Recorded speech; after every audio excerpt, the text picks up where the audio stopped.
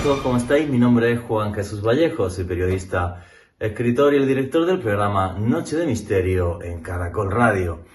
La historia de la humanidad está repleta de hechos completamente absurdos, como lo que sucedió, por ejemplo, hace pocos siglos en la batalla de Caransebes, en las que diferentes batallones del Imperio Austrohúngaro se atacaron entre sí, provocando infinidad de muertos, simple y sencillamente porque estaban borrachos. O por ejemplo, la historia insólita que rodea la vida de Wu Zetian, la única mujer que llegó a tener el trono en China, fue emperatriz de China. Pues bien, como sabía que muchos nobles iban a protestar ante el hecho de que una mujer tuviera tal poder, una de sus primeras leyes, lo que decía literal, es que cualquiera que fuera a ir a verla a palacio, primero tenía que darle unos besitos en la entrepierna delante de los miembros de la corte. Así que creo que fueron pocos a protestar. Pero si queréis saber sobre este tipo de historias y mucho más, no os perdáis el último podcast de Noche de Misterio en Caracol Radio, Mundo Insólito.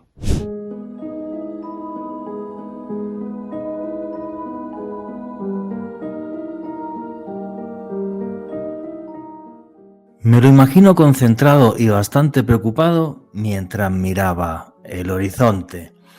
Cayendo por su mejilla una gota de sudor frío. Aquel hombre había estado en 1001 expediciones, en 1001 batallas. Era un guerrero vikingo. Un guerrero vikingo que hace más de 1000 años vivía en la ciudad de York. Pero aquella tarde, aquel hombre que había enfrentado la muerte 1001 veces, vio otra vez peligrar su vida, en esta ocasión por motivos muy diferentes. Repito, me lo imagino sentado mirando el horizonte con un sudor frío propio de la enfermedad, mientras apretaba los dientes por el dolor que recorría su barriga. Y así fue como aquel hombre, en silencio, mientras sufría y sin saberlo, hizo historia. Después de luchar un buen rato contra su intestino, consiguió hacer popó. Un popó que ni él mismo podría imaginar que acabaría siendo historia. Quizás ustedes no me crean. El caso es que en 1976, en la ciudad de York, haciendo unas excavaciones arqueológicas, después de que se hiciera una remodelación en una fábrica de dulces, los arqueólogos británicos encontraron todo un tesoro de popó. Y no cualquier popó el que hizo este señor. Pues ya una vez seco, repito, completamente fosilizado, tenía 20 centímetros de largo y 5 de ancho. Se intentó incluir incluso en el libro Guinness de los récords. Y lo más terrible, pesa a día de hoy 227 gramos, lo que quiere decir que cuando estaba húmedo fácil pasó los 300 gramos. El tordo que echó el señor vikingo realmente fue algo histórico.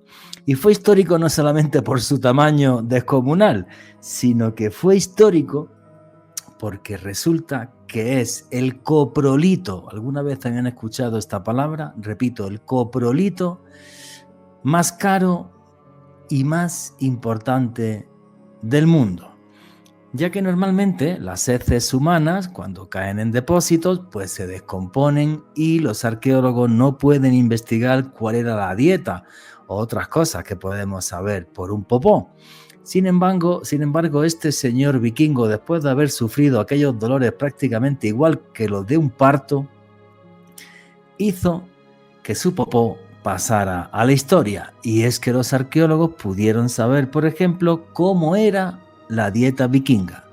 Una dieta básicamente que estaba hecha a base de pan, semillas y mucha carne. Este señor no comía verdura, no comía fruta.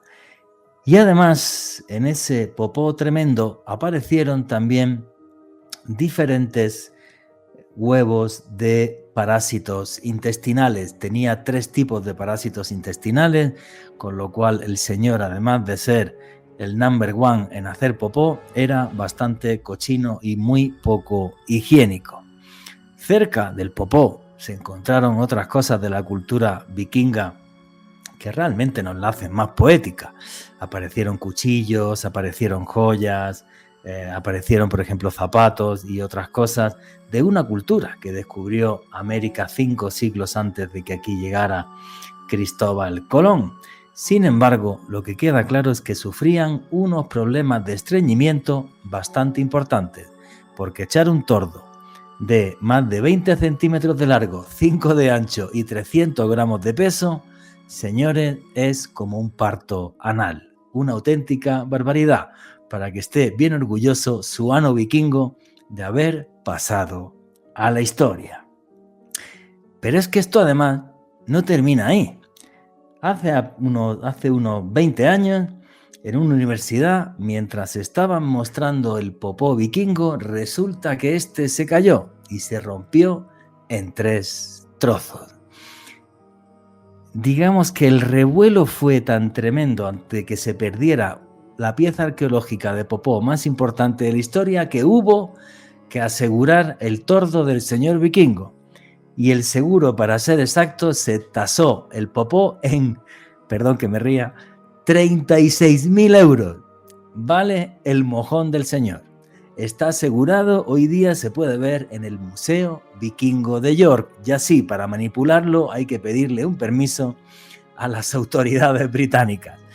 En fin, les cuento esta historia que me hace mucha gracia. No sé si a ustedes les habrá hecho gracia o no, porque realmente el popó del vikingo es súper importante a nivel arqueológico. Es el popó más antiguo y mejor conservado de la historia. Repito, tasado en 36.000 euros de valor.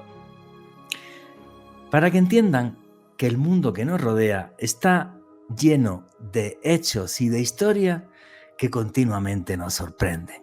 Y ese tipo de historias y de hechos son también objeto del periodismo de misterio. Y creo que días como hoy pues nos hacen, por ejemplo, esbozar una sonrisa. Y es que el mundo está repleto de hechos insólitos. El periodismo de misterio, y por desgracia la gente tiene un concepto muy erróneo de él. El periodismo de misterio no es buscar un ovni o un fantasma y detrás de esos hechos que podríamos entender como paranormales buscar una solución. El periodismo de misterio investiga y recopila cualquier hecho que se sale de lo usual, cualquier hecho insólito, como que aparezca un ovni, un fantasma, o que un señor vikingo hace 1200 años echara un tordo de 300 gramos, 20 centímetros de largo y 5 de ancho.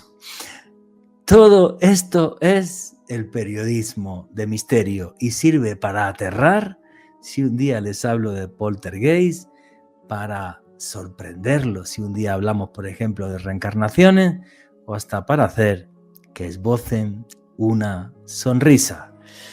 Dios santo, no puedo imaginarme a aquel señor haciendo popó aquella tarde en la ciudad de York. Ni siquiera él pensaba que su malestar, que gracias a Dios se calmó, acabaría siendo historia. Buenas noches, noctámbulos. Mi nombre es Juan Jesús Vallejo. Los que queráis seguirme en redes sociales, mi Twitter es @JuanGVallejo, Juan J. de Vallejo. En Instagram y en Facebook, Juan Jesús Vallejo. Y esto es otro programa de Noche de Misterio. Y aquí lo que hacemos es periodismo de misterio. Nosotros os ponemos los hechos encima de la mesa y vosotros decidís qué hay detrás y qué no. Aquí somos una gran familia, la familia del misterio, y por eso ya tenemos un numeral en Twitter para que pongáis vuestras opiniones y comentarios. ¿Qué opináis del popó más importante de la historia? Con el numeral Misterio Caracol. Repito, el numeral Misterio Caracol. Sabéis que hago viajes de autor. La segunda quincena del mes de septiembre de este año estaré viajando otra vez a Egipto para que os podáis empapar de la magia de las pirámides y navegar por las mágicas aguas del Nilo. Toda la información sobre este viaje la tenéis en la página web www.viajesjuanjesusvallejo.com. Repito, viajesjuanjesusvallejo.com. un viaje para empaparnos de historia, de magia y de misterio. Y arrancamos ya sin más dilación. Alejandro Bernal, amigo, compañero, ¿cómo estás? Muy bien, Juanje, un saludo para ti, también para nuestro invitado de excepción de este programa, Camilo Manjarres, y desde luego un abrazo enorme para todas las personas que en este momento sintonizan la señal de Caracol Radio y también para todas las personas que acceden a este contenido a través del podcast que publicamos a través del canal de YouTube de Caracol Radio. Juanje, no sé cómo hiciste para contenerte la risa, sinceramente, o sea, tú contabas eso, yo decía, yo no puedo. Estaba mirando para abajo porque dije, como vea la cara, tío, a Camilo, me da un ataque de la risa que no puedo. Entonces, por eso agaché los ojos y dije, no los miro, ¿vale? No los miro. Arrancaste con pie derecho hablando de una cagada emblemática del excremento más grande y más antiguo, mejor conservado de la historia. Ojo, no estamos hablando de cualquier cosa. Y que claramente, Juanje, creo que más allá de lo gracioso, porque créeme que yo tuve que taparme la boca, yo casi no podía aguantar tu narración, creo que demuestra en gran medida lo que es nuestro oficio, el periodismo del misterio, el enfoque de datos curiosos, datos extraños, datos que no siempre van de la mano de sucesos comunes. Eso es el periodismo del misterio, y hoy vamos a hacer un recorrido a través del mundo insólito de noticias que se salen del usual y que componen el periodismo de misterio. Y si les gusta mi trabajo, los invito a que se suscriban a mi canal de YouTube Mandrágora Misterios en YouTube. Efectivamente, y además, fíjate que si te fijas en lo insólito, como lo del popó de este señor vikingo, pues te das cuenta, por ejemplo, lo cochinos que éramos los seres humanos. O sea, esto apareció en medio de la ciudad de York junto con una capa de porquería tremenda que resulta que era un lodo que de vez en cuando se inundaba. Entonces, como quedó en lodo, se pudo conservar, fosilizar porque no le daba oxígeno, ¿vale? El cacho de tordo de este señor. Pero eso también nos hace pensar que esto que pensamos, ¿no?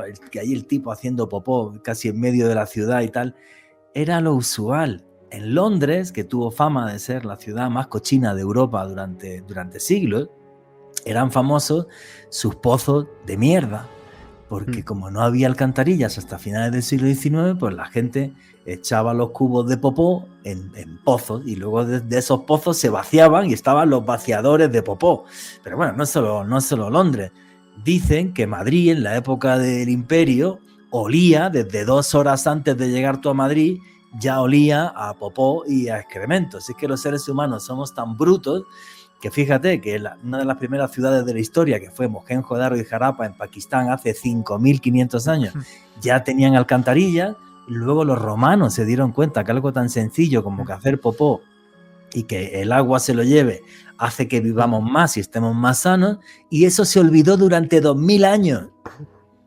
Creamos máquinas de guerra, hicimos cosas increíbles y se nos olvidó que, oye, macho, cuando haces popó, tira en la cisterna, que la cosa es más cómoda. Fíjate lo brutos que éramos los seres humanos. De todas formas, me sigue impresionando con lo de este señor, porque 300 gramos de un solo tirón, Dios santo. Qué cosa tan tremenda. Camilo Manjarres, amigo, compañero, ¿cómo estás? Hola, Juanje, ¿cómo vas? Buenas noches para ti, para Alejo y para cada uno de los oyentes.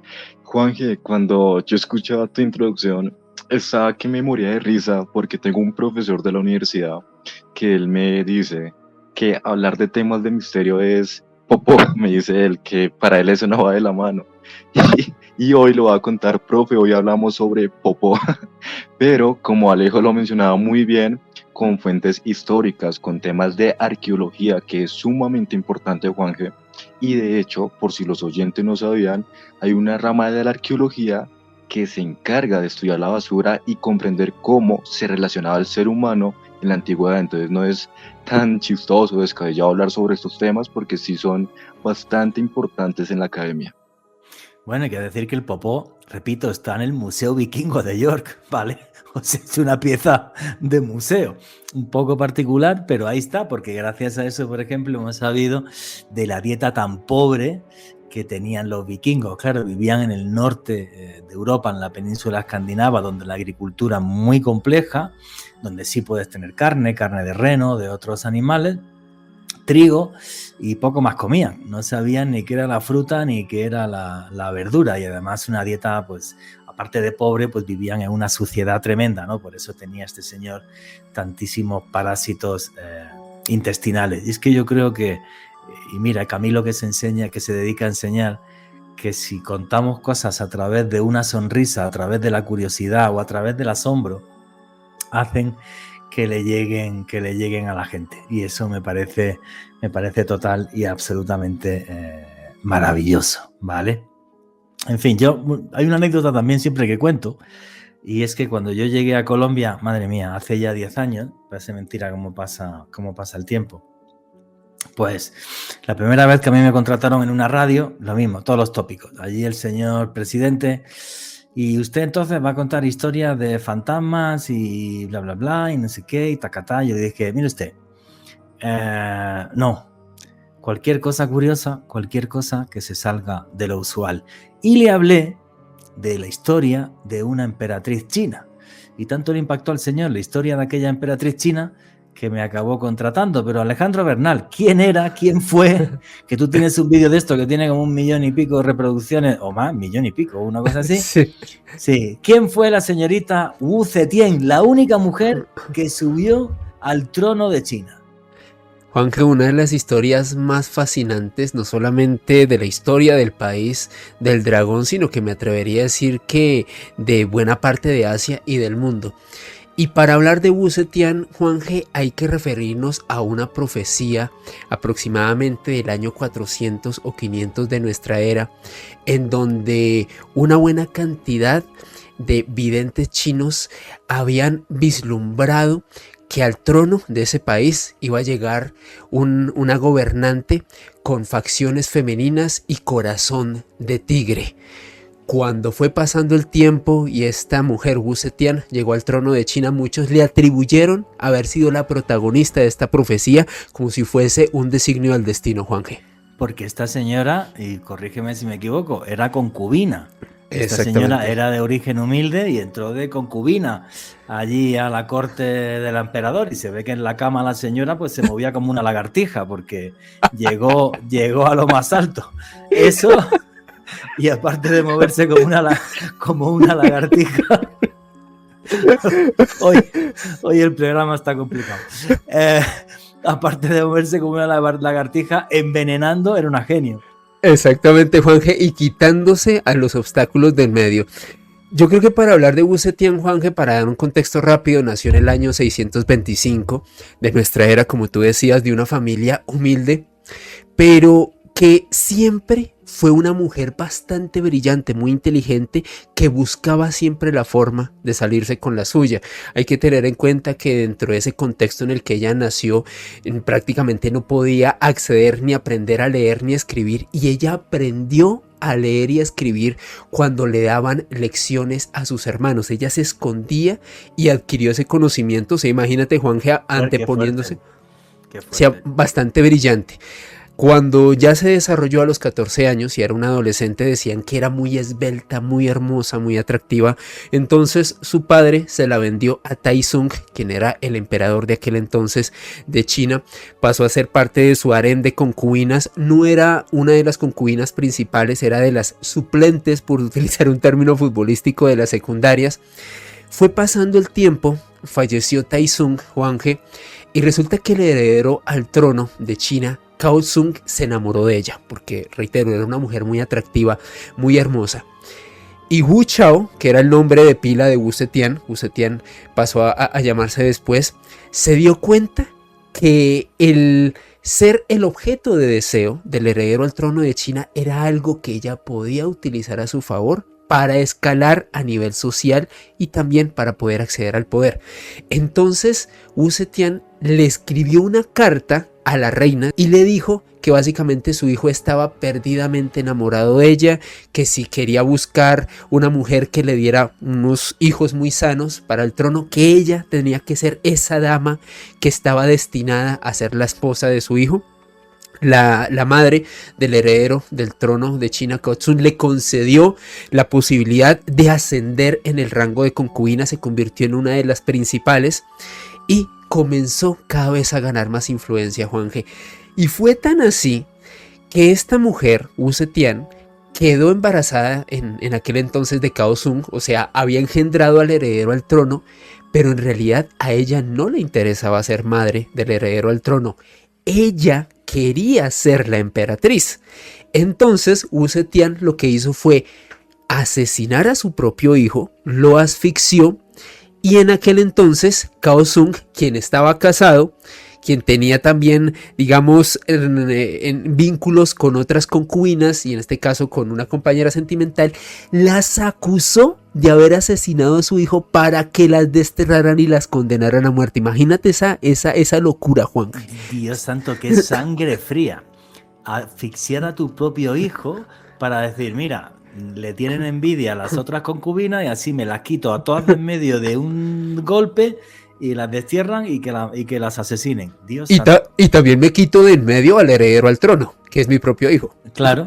Y ahora a ver si engendro otro. Exactamente, Juanje. Entonces la nombraron primera consorte, en este caso, del emperador de China.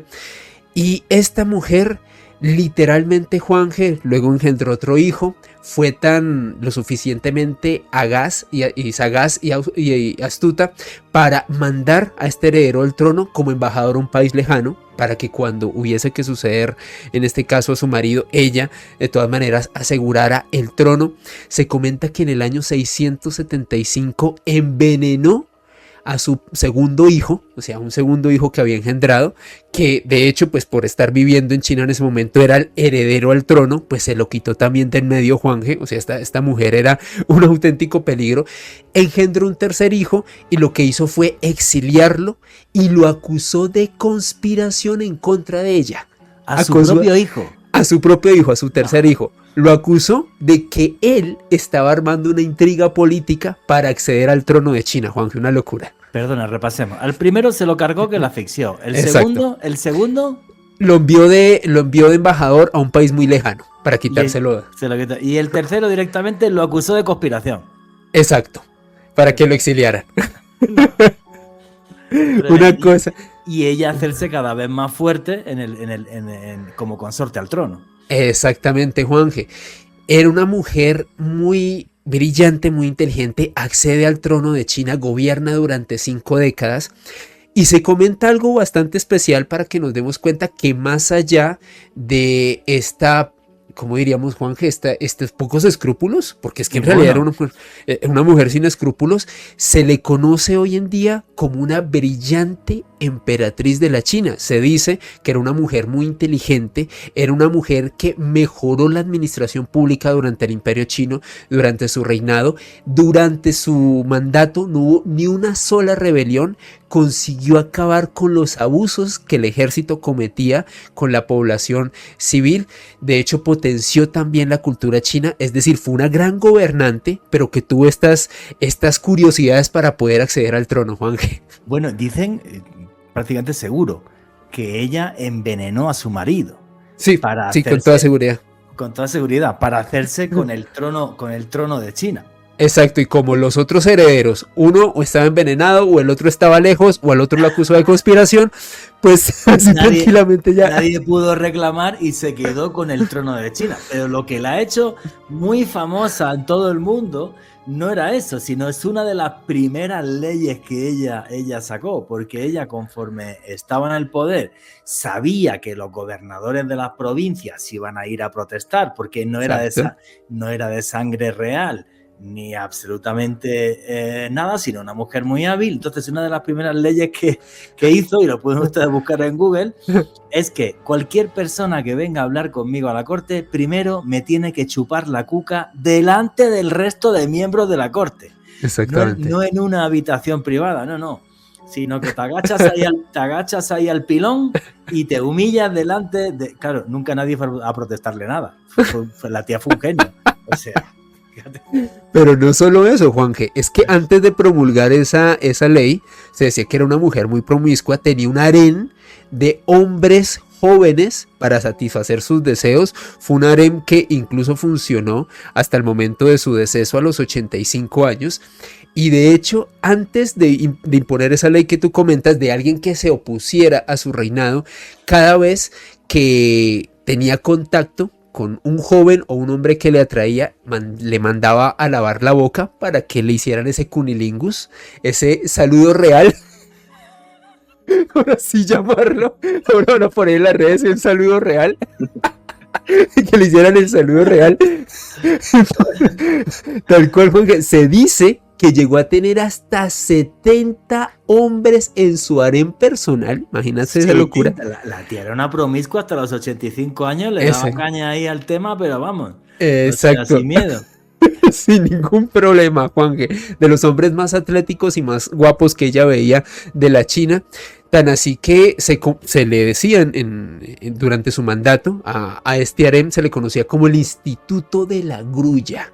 Los hombres encargados de satisfacer los deseos de la emperatriz Wu Zetian, este Instituto de la Grulla. Y pasó algo, Juanje, el 21 de febrero del año 705, pues a pesar de haber tenido un buen gobierno, uno de sus hijos, el cuarto específicamente, a quien no pudo envenenar y a quien también había exiliado, pues resulta, Juanje, que este hombre no estaba satisfecho, no solamente con el gobierno de su madre, sino que tenía ansias de poder, claramente, y él orquestó un golpe de estado donde fueron ejecutados los ministros de Wu Zetian, donde también ejecutaron a su harem frente a ella. Literalmente le dijeron, ok, tiene dos caminos, o abdica o ya sabe lo que le va a pasar. Wu Zetian abdicó al trono precisamente en febrero del año 705 y unos meses después falleció esta legendaria emperatriz de la China, Wu Zetian, la emperatriz del cunilingus. Bueno, señores, ¿qué os pareció la historia de Wu Zetian? A mí me parece genial que tuviera un harén de hombres como los hombres tenían uno de mujeres.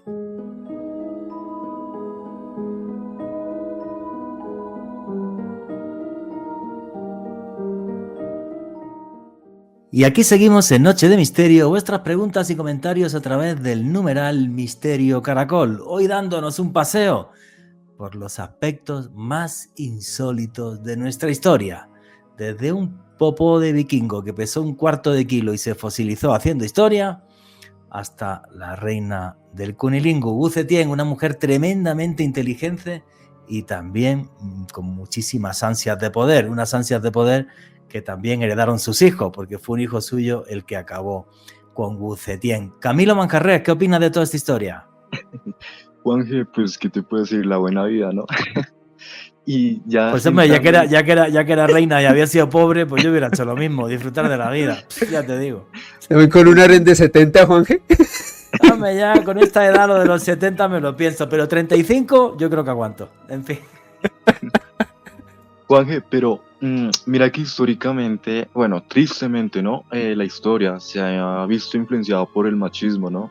Y pasamos por alto que han existido mujeres muy importantes en la historia, como fue esta emperatriz, y ya que Alejo contaba esta historia, me recuerda el caso de Isabel la Pagana y de Catalina de Medici, Juanje, que eran dos mujeres sumamente importantes, las cuales, ojo, estaban asociados a temas de esoterismo y paganismo, ya que estas dos mujeres, Catalina de Medici y Isabel la Pagana, buscaban a un personaje de nombre John Dee, que nosotros acá en Noche de Misterio ya hace unos meses hablamos sobre grandes magos e iniciados, Sí. por si los oyentes quieren volver a escuchar el programa, y se hablaba sobre esa figura, ¿no? De John Dee, de este personaje que posiblemente hablaba con seres de otras dimensiones y bueno, y todo el tema de la alquimia.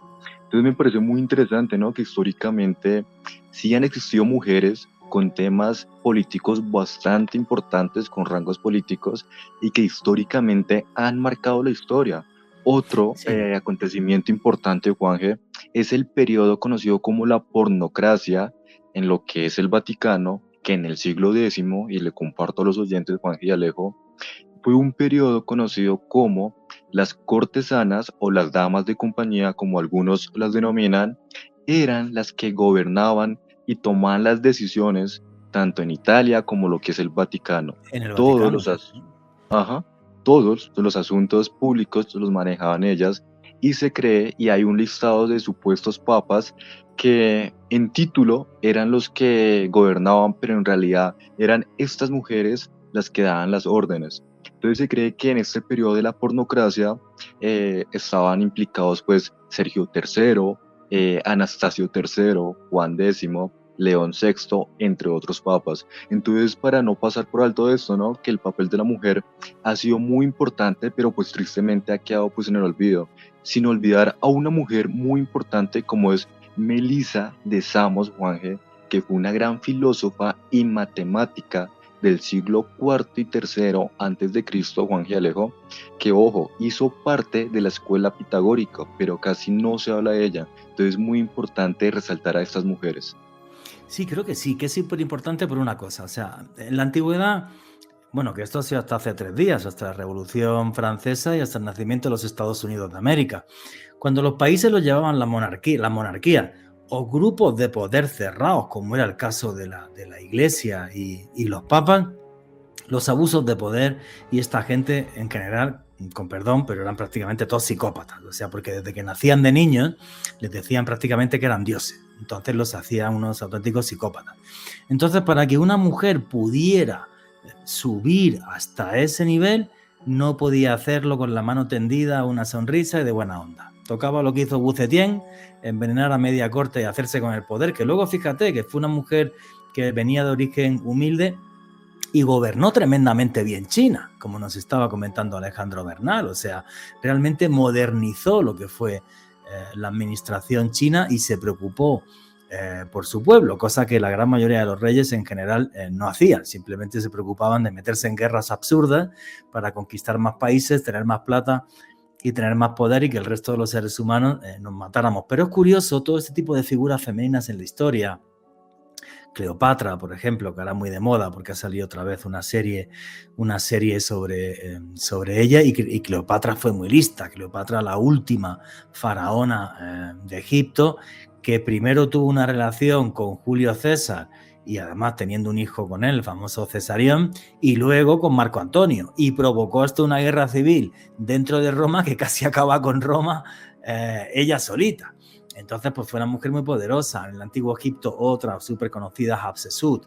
Hatshepsut, además, que lo que hizo fue, bueno, pues hizo una serie de obeliscos y de obras para demostrarle al pueblo el poder que tenía y cómo los grandes sabios del imperio trabajaban para ella. Y me vienen a la mente otras en la antigüedad, por ejemplo, muy poco conocido, pero Dodecachoenos, que era reina, pero en Nubia, o sea, faraona también, pero en Nubia, sí, al sur de Egipto, y esta no se cortaba, iba la primera en la batalla y además en los relieves aparece ella cortándole la cabeza en público a los enemigos del imperio. O sea, eran otros tiempos. Es que juzgar la historia, hicimos una vez un podcast de eso, qué difícil es juzgar la historia, porque pensamos que la historia es como ahora en el año 2024, ¿no? La historia humana es muy cruel y los seres humanos somos muy crueles y además dejándonos llevar siempre por guerras de poder, por personas que se creían dioses, que eran los antiguos reyes, y esto cambia hace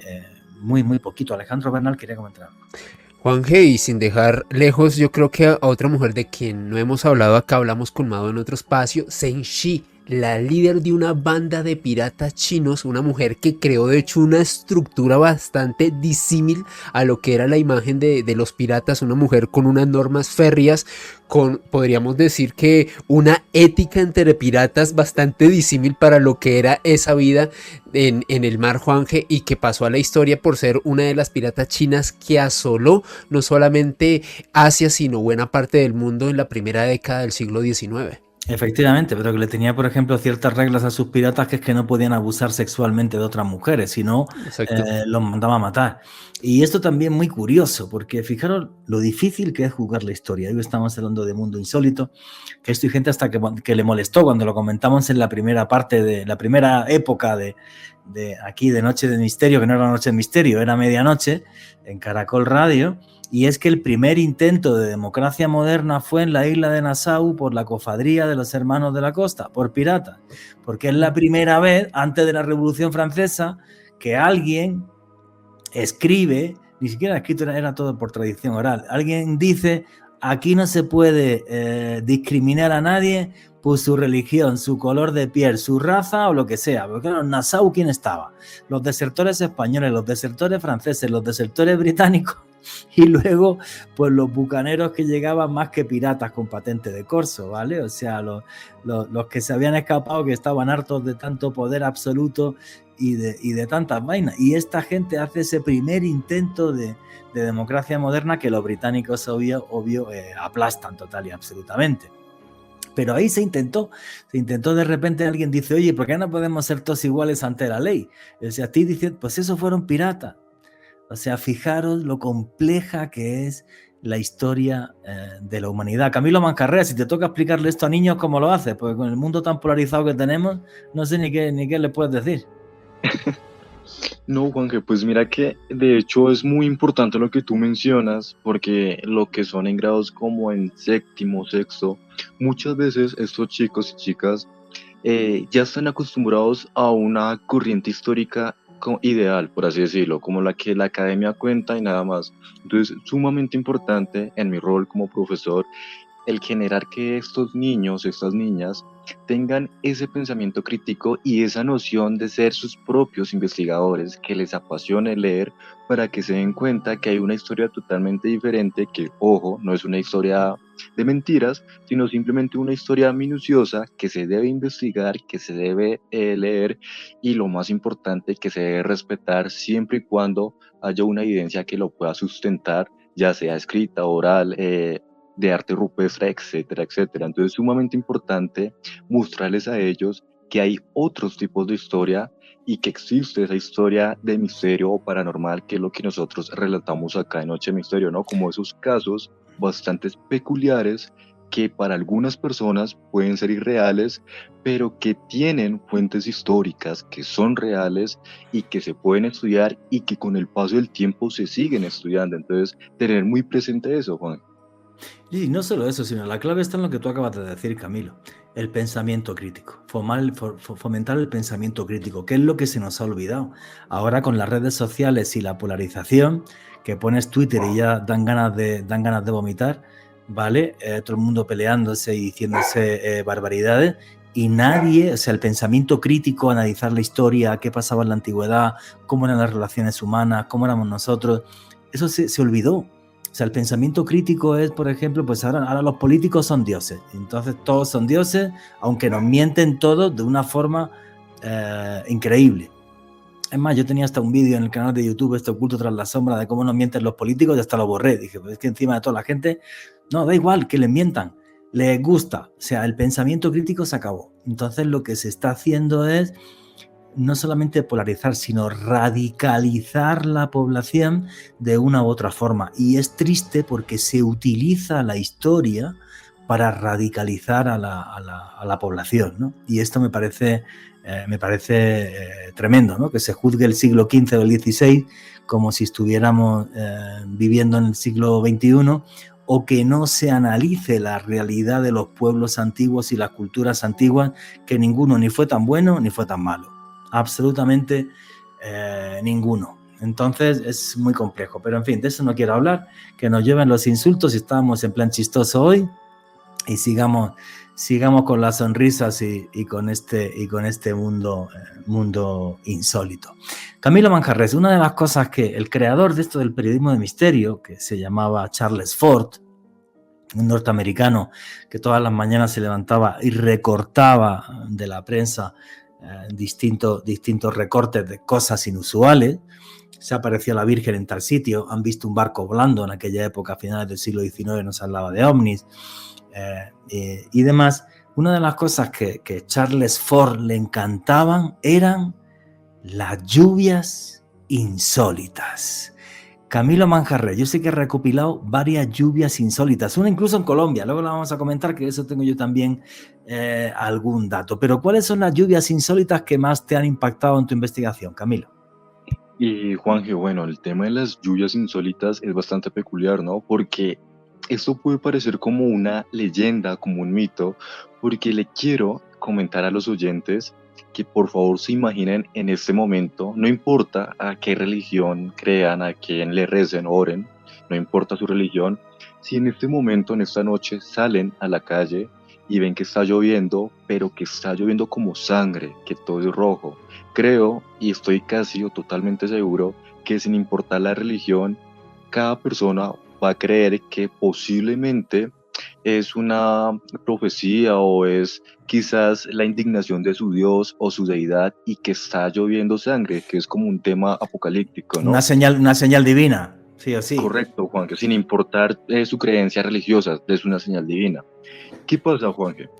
Que en el año de 1876, es que es muy curioso, Juan. En 1876, un periódico norteamericano, el New York Times, cubrió un reportaje muy interesante y ojo, quiero que escuchen muy bien, Alejo, Juan y los oyentes, y es que en este año el día transcurría sin ningún problema, era un día normal, estaban las personas compartiendo en familia, cuando de un momento a otro comenzó a llover no sangre, no granizo, sino comenzó a llover carne, Juanje. Empezó a llover carne en esta región de Norteamérica, precisamente en el condado de Van, en Connecticut, ahí en Norteamérica.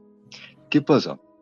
Obviamente las personas que estaban caminando, que estaban sentados, vieron esto. Algunos creían que era el fin del mundo, como lo he mencionado, porque ellos mismos mencionaron al New York Times y demás periódicos que los trozos de carne que estaban cayendo del cielo eran bastante grandes. Unos eran pequeños, otros eran medianos, otros eran grandes, y no sabían de dónde estaba llegando este suceso. Obviamente, pues aquí llegaron científicos, investigadores para analizar esta extraña lluvia, ¿no, Juanje? Y las primeras explicaciones que se abordaron es que posiblemente en algún lugar de Norteamérica se originó algo conocido, Juanje, como una manga de agua. ¿Qué es una manga de agua? Es un fenómeno, Alejo y Juanje, el cual se forman pequeños remolinos, ya sea en un río, en el mar, en una laguna, que son tan potentes que alcanzan a subir hacia las nubes y en estos remolinos pues llevan quizás pequeños peces, ranas y demás, y ya cuando este remolino se deshace, pues obviamente caen al suelo estos peces, estas ranas, y que posiblemente por eso estaban estos trozos de carne que estaban lloviendo en 1876. Pero ¿qué ocurre, Juanje? Se hicieron varias investigaciones sobre este fenómeno tan extraño de diferentes pues investigadores científicos y cada uno sacaba su propia hipótesis sobre qué podría pasar. Algunos mencionaban que, como lo he mencionado, era una manga de agua pues que llevó peces. Otros mencionaron que no, que lo que en realidad pasó, Juan Alejo, es que estaban volando unos cuervos y que, como estamos hablando, decidieron vomitarse en este lado de Norteamérica y justamente pues cayó el vómito en la casa de esa persona porque, ojo, este acontecimiento ocurrió en la residencia de una familia norteamericana. Entonces pues ellos fueron los que llamaron pues al periódico y las personas que estaban transitando por estos lados se dieron cuenta. Esa supuestamente es una explicación. Y finalmente hay otros científicos que han mencionado que no, que simplemente es una bacteria microscópica que al momento que entra en contacto con el ambiente eh, libera unas esporas de color rojizo y pues que esta carne no era en realidad carne humana o carne animal, sino simplemente partículas con un color parecido a la sangre. Lo extraño es que estas partículas, estas bacterias que son reales, no son de color rojizo, Juanje, son de color verdoso y pues no tienen ninguna explicación el por qué dicen que son estas bacterias cuando no. Lo otro que posiblemente se ha mencionado y que circula en fuentes de información es que en un museo de esta región de Bath guardan fragmentos de esta carne que se recogió y se dejó guardado durante mucho tiempo a modo de evidencia y pues lo exponen en un museo de Kentucky, ¿no? Que posiblemente es de esta carne. Y finalmente, Juanje, algunas personas que estuvieron presentes en este lugar probaron esta carne, lo que ellos mencionan, la probaron y mencionan que tenía un sabor parecido al cordero, como a la res, y que no les desagradaba la idea de consumir esta carne. Vuelvo y le digo, la posible evidencia de esta carne de 1876 posiblemente está en un museo del condado de Van, en Kentucky, donde pues se recogió en este año, ¿no? En 1876. A día de hoy, Juanje, no se ha logrado evidenciar qué fue lo que ocurrió. Algunos creen que fueron buitres vomitando, otros, como lo he mencionado, un remolino de agua, pero pues no hay una explicación clara de qué fue lo que ocurrió el 6 de marzo de 1876. O sea, esa es una de las lluvias bastante extrañas y bizarras, ¿no? Verse o ver carne. Esa yo creo que es de las más bizarras de la historia, con diferencia. Y a mí, por mucho que me den la explicación esta de la manga de agua, porque ahora nos vas a contar otras lluvias, por ejemplo, de peces, a mí esto de la manga de agua no me convence. O sea, la manga de agua coge y sube los peces, o trituró una vaca y la picó y la subió a 1000 metros de altura, la vaca, los trozos de vaca estuvieron flotando, o los peces flotando ahí X tiempo y luego bajaron. Yo es una cosa que con sinceridad no me la creo. Así de sencillo. Creo que para mí es un fenómeno inexplicable. Bastante retorcido, Juanje. Para mí la única, al menos más plausible, es lo que decía Camilo, lo del vómito de estas aves. Es lo único que se me viene de pronto a la mente, aunque es la más asquerosa, pero le veo más sentido que eso que comenté. Pero más que buitres serían pterodáctilos de estos de la prehistoria. Para vomitar ahí carne y sangre. Pero lo peor, Juanje, es gente probando eso. O sea, Sí, eso es lo peor. Eso es lo peor. Bueno, no te creas, ¿eh? Que hay gente que hay un lugar de Centroamérica donde fritan los peces que llueven y se los comen. Y están ricos. Carajo. Flipa. Esa es heavy. Camilo Mancarrés, ¿en qué lugar de Centroamérica llueven peces? Y además todos los años. Sí, Juanje. Pues antes de seguir con este caso, como Alejo mencionaba, lo extraño de esta lluvia de carne es que hay diferentes hipótesis y ninguna da una respuesta. La última que cogió bastante fuerza en la investigación es que posiblemente estaba circulando globos aerostáticos, Juanje, que transportaban pues productos, y entre esos productos posiblemente estaban transportando pues carne, y que estos globos quizás por no sé cuestiones del clima se habrán colisionado entre sí y por eso pues cayó la carne. Lo extraño es que si cae la carne, ¿por qué no caen los fragmentos de estos globos, no? Entonces al final, como tú lo mencionabas, es algo que no tiene explicación y hasta el momento, hoy 2024, sigue sin una explicación. Y Sí, Juanje, claro, y perdona, y más en la época 1876. A ver, Camilo, que hay que pensar que los globos nunca se han utilizado para llevar así carga de un lado para otro porque dependen del viento. Entonces es muy bonito que yo me suba en globo y yo lo he hecho varias veces y es muy divertido, pero allí tienes al man allí hablando por radio con el otro a ver dónde caemos o dónde no caemos. Una vez caí en un basurero en Capadocia, por cierto, ¿vale? Fue súper agradable. Entonces, claro, porque no lo puede, el tipo sí suelta aire y tal y puede controlar un pelín, pero si el viento va para un lado, te vas para el lado y no hay forma de evitarlo. Entonces yo creo que a veces que por buscar explicación dicen una chorrada que alucinas. Pero bueno, en fin, para mí completamente inexplicable. Y lo de las lluvias extrañas, que era uno de los temas fuertes de Charles Fort, creo que sigue vigente a día de hoy como parte de este mundo insólito. Y ya Camilo Mancarrete, hay 3 minutitos, pero no te preocupes que luego arrancamos en el siguiente bloque. ¿En qué lugar de Centroamérica? Eso sí es muy loco, ¿eh? Llueven peces todos los años. pues Juanje, no muy lejos de Colombia, y precisamente esto ocurre en Honduras, al norte de Honduras, y es que como tú lo mencionabas, las personas que viven en esta región de Honduras al norte, ellos mismos han denominado que esta lluvia es un regalo, ya que entre los meses de mayo y junio llega la tormenta más grande de todo el año, y como tú muy bien lo mencionabas, no es simplemente una sola tormenta de lluvia y ya, sino que está acompañada de peces, así como lo están escuchando nuestros oyentes, y es que ocurre bastante extraño porque, o sea, están los residentes al norte de Honduras y de un momento a otro comienza a llover bastante fuerte, y en esa lluvia empiezan a notar cómo están cayendo peces y ven en el piso peces, pero no es uno ni dos, sino son cientos de peces que caen en esta región, y los pobladores cogen estos peces y ellos mismos se alimentan de ellos porque mencionan que es un regalo quizás de Dios o sus dioses, como lo quieran denominar, porque, como lo estoy mencionando, ocurre entre los meses de mayo y junio y es una gran tormenta y caen demasiados peces de diferentes tamaños. ¿Qué pasa?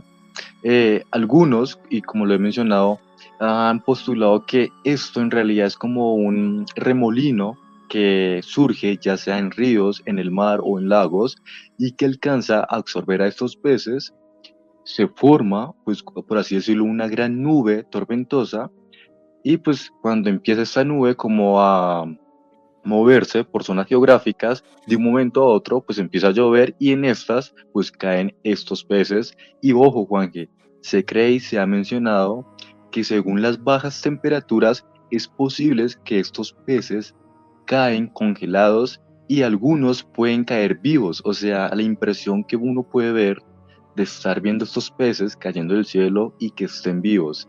Pero este suceso no solo ocurre en Honduras, y como lo estoy mencionando es algo totalmente real y las personas pueden buscar las fotografías, también ha ocurrido en el 2014 y en el 2015, no en Honduras, sino en Tailandia, Juanje. En el año de 2015 en Wow. Tailandia ocurrió el mismo fenómeno y ojo, en Argentina también hubo una lluvia en el año de 2007, pero en Argentina no fueron peces, sino fueron arañas de hasta más de 10 centímetros con las telarañas. O sea, qué impresión. Yo no sé qué da más Wow. impresión, si ver peces que están lloviendo o arañas. O sea, una cosa bastante extraña que, ojo, es real. Y como lo he mencionado, en el 2014, también cerca de 50 toneladas de peces cayeron del cielo entre 5 y 8 centímetros. O sea, una cosa bastante extraña, ¿no? O sea, y que no tiene una explicación científica. O sea, hay hipótesis, como lo he mencionado, hipótesis, Sí. pero no hay una explicación del por qué y cómo ocurre. O sea, es bastante extraño. No, y es muy loco, y además porque los peces de Honduras, que ese tema así linda que hace mucho tiempo, son peces de río, no vienen del mar, son de río, y los manes se los cogen y se los fritan y se los zampan, pero tan tranquilos, y los peces están perfectos. Entonces, a mí esto de que los peces suban al cielo, estén allí, luego bajen y estén tan buenos para comer, a mí tampoco me trae la cabeza. Esto es muy raro, y como ha dicho Camilo, muchas hipótesis, pero explicación cierta, 100%, ninguna.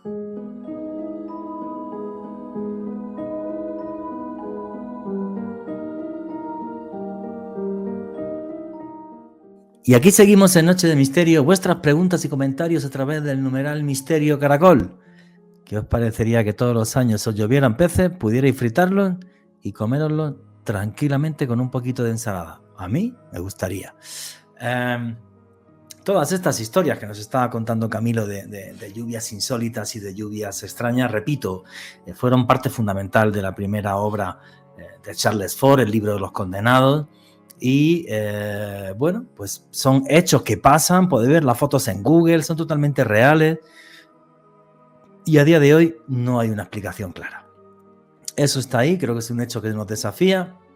Hay veces que puede ser chistoso, como lo de los peces que se fritan, y otras veces que no hace tanta gracia, como es el caso de que te caigan trozos de carne, porque eso ya parece bastante más desagradable. Y quedaba todavía un caso, Camilo, aquí en Colombia, que fue conocido a nivel mundial hace años, que apareció en cadenas como History Channel. ¿Qué es lo que sucedió en Bagadó, Choco? Camilo Manjarres. Sí, Juanje, yo sé que algunos oyentes estarían pensando en, bueno, y en Colombia no ocurren estos fenómenos, pues yo les quiero mencionar que el 31 de julio del 2008 sí ocurrió un fenómeno bastante extraño y para mí más interesante y más extraño que la lluvia de carne y la de peces, y es una lluvia de sangre, Juanje. Pues, ¿qué ocurre? Como tú muy bien lo mencionabas, en Bagadó ocurrió en el año de 2008 que las personas que vivían y siguen viviendo en este lugar estaban con su día común y corriendo, compartiendo con sus familiares cuando observan que comienza a llover, pero es una lluvia totalmente roja, que es un color rojizo, y ellos se asustan porque efectivamente muchos en esta región geográfica son pues creyentes y pensaban que era una señal del fin del mundo porque estaban observando cómo estaba lloviendo sangre. Esta noticia y este evento se hizo muy conocido en Colombia y en Sudamérica porque a pesar de la lluvia de carne que no tiene explicación o la lluvia de peces que tienen hipótesis de cómo podrían llegar los peces, esta lluvia de sangre, según los estudios que se han mencionado, sí es sangre, Juanje. O sea, analizaron las muestras del Sangre piso. humana. Correcto, Juanje. O sea, analizaron las muestras y detallaron que era sangre humana. O sea, un tema bastante extraño. Y es más, Juanje, de hecho, lo que fue muy curioso es que hubo una persona encargada que entrevistaron para que diera su opinión, que era un meteorólogo de nombre Antonio Vallejo, si no estoy mal, y él le indicó a Caracol Radio, Juanje, que sí, las lluvias de sangre sí son posibles, pero ojo, se denominan lluvias de sangre porque tienen partículas que hacen que el color de esta lluvia sea rojiza, pero no tienen elementos que sean de sangre, o sea, no tienen plaquetas, no tienen absolutamente nada que sea sangre, simplemente es el color que ocurre en India y Rusia. Pero la lluvia de sangre de Colombia sí tenía partículas de sangre como tal, o sea, un caso bastante extraño que algunos crean que era una evidencia posible del fin del mundo o una señal divina para que Colombia diera una reflexión o un mensaje hacia el mundo, ¿no? Porque fue una región donde ocurrió este fenómeno.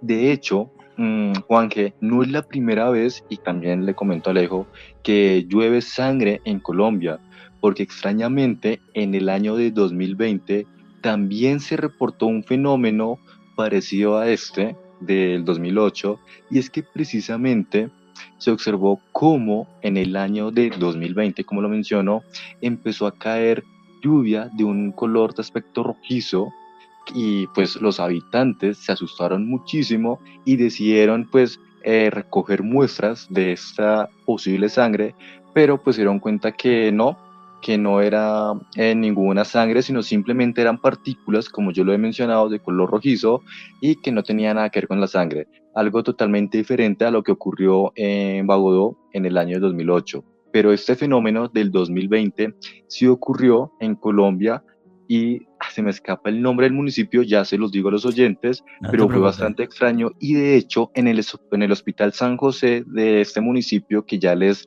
comparto dónde fue que ocurrió, analizaron estas pruebas y mencionaban que no era sangre, sino otro tipo de fluido. Pero entonces es muy interesante que en Colombia, en dos regiones diferentes, se han visto implicadas en estos fenómenos. En una sí fue sangre real, sangre de persona, y en la otra simplemente fue una lluvia roja que fue bastante peculiar y las fotos son muy interesantes y las personas las pueden buscar por internet. El tema de la lluvia de sangre en el Chocó, en Bagadó, yo entrevisté hace muchos años al sacerdote que estaba allí cuando aconteció esta lluvia de sangre. Él lo que me describió, que es que lo más extraño que le pareció, es que la lluvia cayó justo en lo que es la calle central del poblado. Me dijo es que la lluvia era muy concentrada solo en ese sitio y de sangre. Él le impactó tanto que obvio habló con el arzobispado, él es el que recoge muestra de la sangre. Bueno, Bagadó es una zona que está por desgracia muy marcada por la violencia, por los grupos criminales, tal, y él le dio la muestra de sangre a una veterinaria para ver si era de algún tipo de animal o algo, y la veterinaria, que no me quiso conceder una entrevista, porque la localicé, es la que dijo que aquello era sangre humana. La señora luego no quiso hablar, no quiso que la entrevistara, pero el testimonio del sacerdote cuando lo entrevisté, brutal en el sentido de que además me decía que aquello era para él un anuncio de que cosas terribles iban a pasar en el pueblo por el tema de los grupos armados, y la gente se fue y pasaron cosas terribles por culpa de los grupos armados. Eso es una historia que... Terriblemente simbólico, Juanje, que ese tipo de cosas pasen en un país tan signado por la violencia como lo es este. O sea, casos únicos, pero fíjate, precisamente en una región tan golpeada por el conflicto, como el Chocó. Una lluvia de sangre, tremendo, Juanje. Claramente para mí una señal de cosas que pasaron precisamente en esta zona. Sí, yo no sé realmente qué fue. Muy raro es, ya te digo, por la entrevista que le hice al sacerdote, la veterinario nunca jamás quiso hablar, y para mí es un tema muy importante y muy impactante, que se hizo muy conocido incluso a nivel mundial. Juanje, hay una de las lluvias más peculiares que han sido documentadas en medios de comunicación en los últimos años, y me remito a algo que ocurrió en marzo de 2023, es decir, hace un año largo, en Beijing, la capital de China, Juanje. Lluvia de gusanos en parte de la capital de China. Las imágenes son bastante desagradables. Se imaginarán coches cubiertos de gusanos, pero no eran uno o dos, sino literalmente cubiertos por este tipo de animales. Algo impresionante. Las autoridades locales de la China atribuyeron a la posible causa de esta lluvia a que quizás se trataba, Juanje, de la caída de flores de álamo, que muchas veces suelta una serie de flores, y dentro de esas flores hay unas orugas. Al menos esa fue la explicación oficial, pero muchas de las personas que documentaron estas imágenes, que les reitero, les voy a compartir en mi Twitter @alebernalpress con doble S con el numeral de esta noche, Juanje, son bastante desagradables, y muchos decían, ok, puede que caigan una o dos o hasta 5 o 20 hojas, pero si realmente te das cuenta, Juanje, de las fotos, son coches totalmente cubiertos por gusanos gruesos, gusanos gordos. Realmente una imagen muy desagradable, y le reitero, lluvia de gusanos, un fenómeno inexplicable ocurrido en marzo de 2023 en China.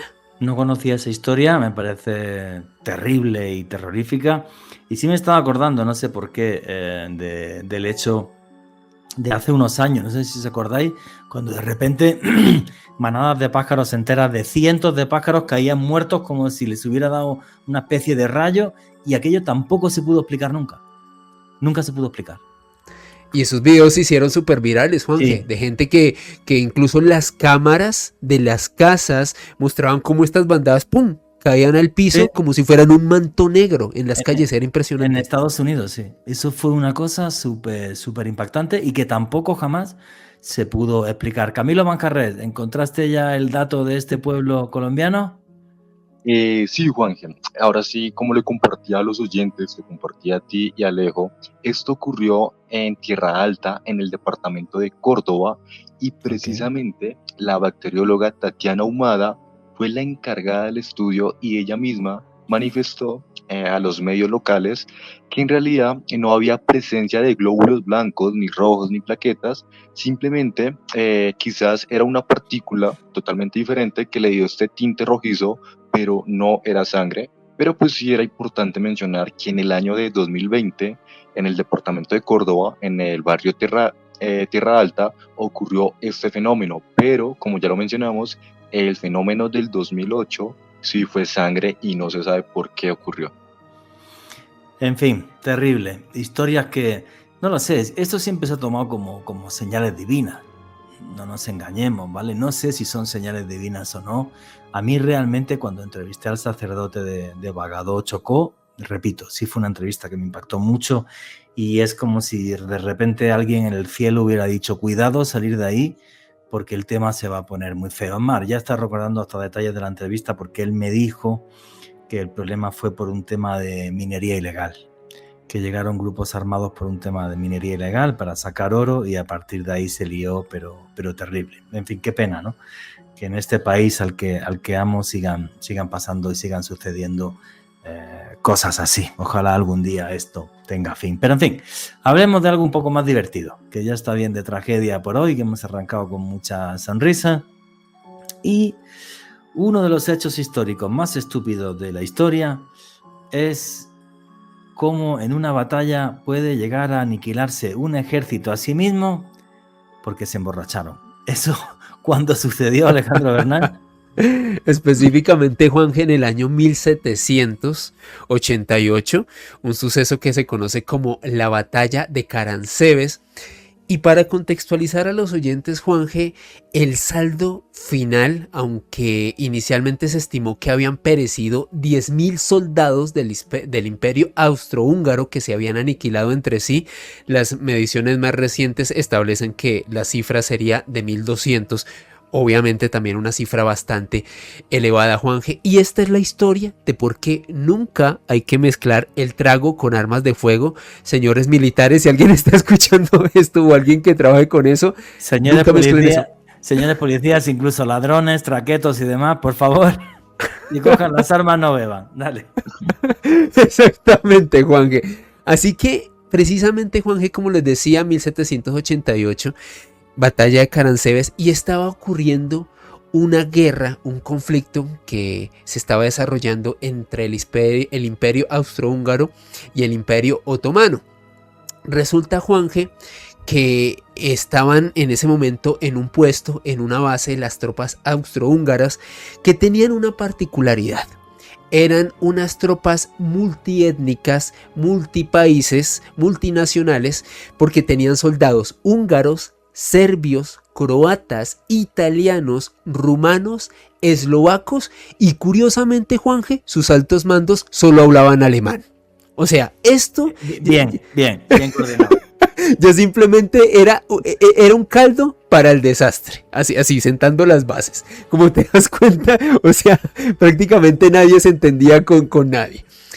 Y resulta que la noche del 21 de septiembre de 1788, los soldados se encontraban pernoctando en esta zona, Juanje, muy cerca de Crimea. A propósito, Crimea, una zona que se ha hecho recientemente muy famosa, pues precisamente por el conflicto que está sucediendo en este momento en Europa del Este entre Ucrania y Rusia.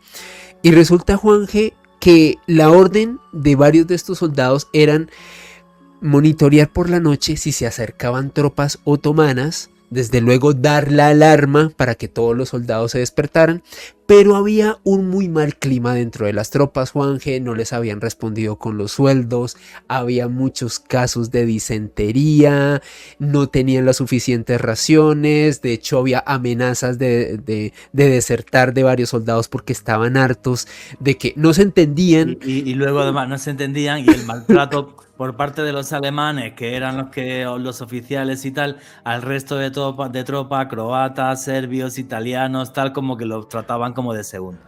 Exactamente, Juanje, como animales. Algunos llegaban a establecer que los trataban realmente mal, entonces tenían realmente muchas ganas de irse. Sin embargo, pues esa noche estaban pernoctando, y resulta, Juanje, que unos miembros de la caballería húngara detallaron que había una caravana muy cerca de la base. Deciden acercarse a este punto porque llegaron a pensar que quizás se trataba de miembros de inteligencia del Imperio Otomano que quizás estaban haciendo una pesquisa en el área. Se percatan que eran unos gitanos que comerciaban aguardiente hecho por ellos mismos. Pues básicamente estos miembros de la caballería húngara se las pusieron muy fácil y les dijeron: o nos dan el aguardiente o nos dan el aguardiente. Y ya. Y resulta, Juanje, que los gitanos, bueno, tú que eres europeo sabes que los gitanos son jodidos. Desde luego no querían dejarse robar. Hay de todo, dentro de los gitanos hay de todo, pero sí es verdad que a lo largo tienen de fama. La historia, Tienen fama de... Lo que ha pasado es eso, que han vivido siempre de una forma muy marginal, y bueno, pues sí, pues mucha población de ellos está metida en delitos, historias y demás. Eso es. Entonces resulta, Juanje, que estos gitanos le dan una prueba de este aguardiente a estos miembros de la caballería húngara, se lo toman, comienzan a negociar un precio, les iban a dar 10 ducados, finalmente se beben tanto estos miembros de la caballería húngara que literalmente lo que hacen es agarrar el aguardiente por la fuerza.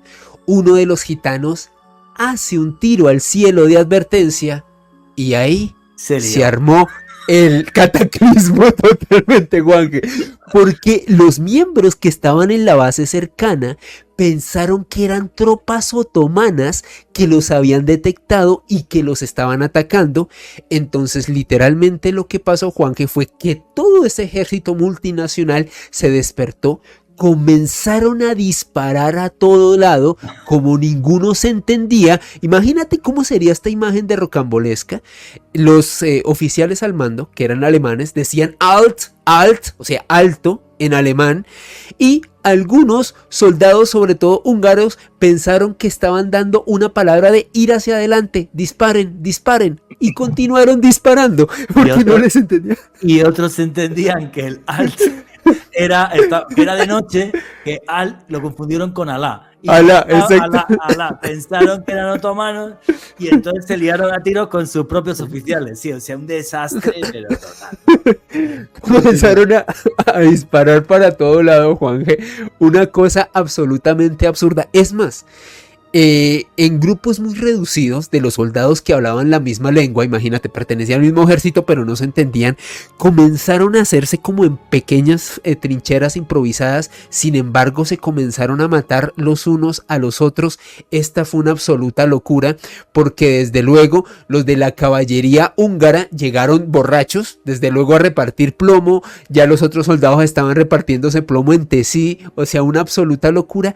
A la mañana siguiente, Juanje, cuando en este caso el emperador del Imperio Romano Germánico, en aquel entonces José II, se entera de lo que ocurre, le manda una carta a su hermano, el archiduque Fernando, y le dice, o sea, realmente lo que pasó no tiene nombre, no tiene presentación, he perdido el sueño, me he envuelto en el más oscuro de los pensamientos, Juanje, y como lo establecía al inicio de esta parte del dossier, Juanje, inicialmente se llegó a establecer que habían perecido 10.000 soldados del mismo bando. Imagínense, 10.000 soldados matándose entre sí.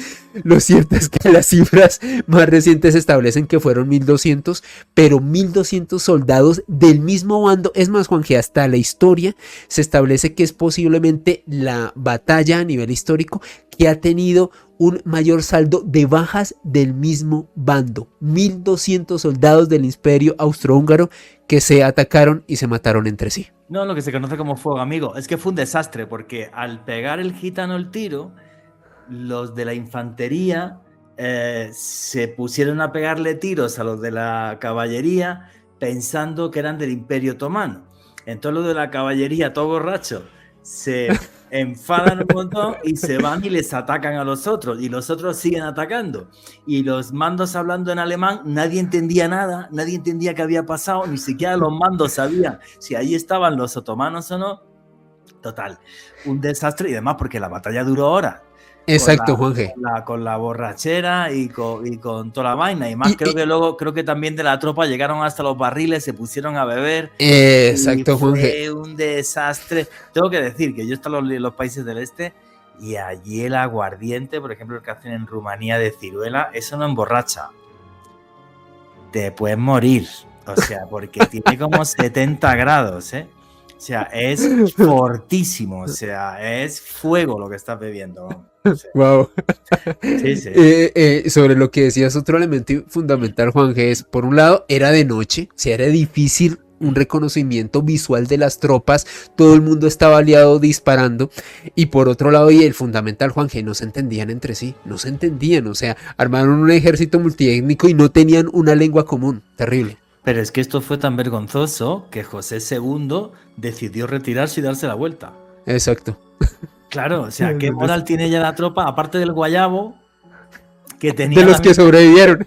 Los que sobrevivieron, tocó un dolor de cabeza, que no había que se querían morir básicamente, y fue tal vergüenza que el tipo se dio la vuelta. O sea, el Imperio Otomano no conquistó Europa de milagro. O sea, primero por el conde Drácula, por el Vlad Dracul, que tanto les dio miedo, y luego porque, vamos, lo que es el Imperio Austrohúngaro fue un desastre. O sea, pero un total y absoluto desastre. O sea, terrorífico. Camilo Manjarres, ¿tú hubieras tomado unos aguardientes con la caballería o no? No, yo paso, Juanje. Pero, Juanje, algo curioso, y le comparto a Alejo, es que yo creo que en este momento, tanto ustedes como los oyentes dirán, bueno, esta es la guerra o la batalla más absurda que puede ocurrir en la historia. Pero si yo les digo que hubo una batalla que inició por el robo de un pequeño cubo que tenía agua y que murieron más de 2.000 personas, ¿me creerían? No, cuenta esa, que esa no me la sé. Qué cosa tan loca. Pues, menos mal que fue agua, llega a ser aguardiente, en vez de 2.000, matan a 20.000. Pues, Juanje, imagínate que esta batalla ocurre entre las personas de Modena y de Bolonia, estos dos estados italianos, en el año de 1325. ¿Y qué pasa? Durante bastantes meses habían confrontaciones entre ellos por temas religiosos, territoriales y políticos, entonces pues había una tensión bastante peculiar entre ambos bandos. Ocurrieron pues varias tensiones y una noche uno de estos bandos, precisamente los soldados Juanje de Modena, se infiltraron en Bolonia en la noche y robaron, y no estoy hablando mentiras, robaron un pequeño balde, o sea, un cubo que tenía agua, no era agua sagrada, no era nada, simplemente era agua, y se los llevaron de la ciudad. Era un cubo que estaba en el centro de la ciudad con agua. ¿Qué pasa, Juanje? Las autoridades boloñesas pues vieron esto y se lo tomaron muy mal, o sea, se molestaron bastante, pidieron y exigieron que regresaran este cubo con agua, que no importa si tomaron el agua, que bueno, pero que querían el cubo porque pues es su cubo, no tenían por qué llevárselo, y las personas del estado de Modena, ellos les mencionaron que no, que ese cubo era de ellos porque se lo robaron y que no lo querían regresar. Es por esto, Juanje, que deciden entrar en guerra y el ejército de Bolonia reúne nada más y menos que a 30.000 hombres, Alejo y Juanje, 30.000 hombres para recuperar un cubo con agua. Y eso no queda hasta ahí. El estado de Modena, que era más pequeño, dice, bueno, a mí no me da miedo y yo coloco 7.000 hombres para defender mi cubo de agua, y esto se conoce como la batalla de San Polino. Y ojo, pese que eran poquitos hombres, o sea, 30.000 y 7.000, o sea, 37.000 en total, murieron en total 2.000 personas en esta batalla, y curiosamente, los que ganaron esta guerra fueron los que tenían solo 7.000 hombres, y a No, día de hoy se exhibe una réplica de este pequeño balde, de este cubo, en un museo en la torre, conocían una torre como de la Giardina, que conmemora esta batalla entre los estados de Bolonia y el estado de Modena en 1325. definitivamente los seres humanos somos una panda de imbéciles. O sea, cuando alguien tiene ganas de pelear, cualquier excusa es buena. Porque pelearse por un cubo de agua y que murieran 2.000 personas, yo no conocía esta historia, me acaba de dejar en shock Camilo, es auténticamente de loco. De todas formas, sí que decir que es más usual de lo que imaginamos lo que sucedió en la batalla de Caransebe. Tropas borrachas y que se lía y tal, porque si nos vamos a la guerra del Vietnam, ¿cómo iban la mitad de los soldados norteamericanos? Iban enmarihuanados, pero hasta la ceja. Entonces...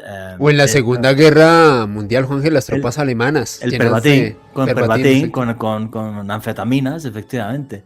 Iban también colocadísimos de anfetamina, o sea, es una locura. Bueno, o ahora el problema con todo lo que pasó en Afganistán, igual. Y las tropas afganas que controlaban los norteamericanos iban de opio hasta la ceja.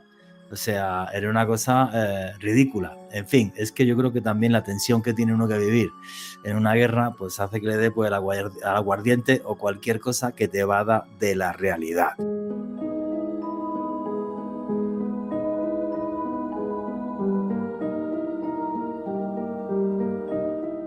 Y aquí seguimos en Noche de Misterio, vuestras preguntas y comentarios a través del numeral Misterio Caracol.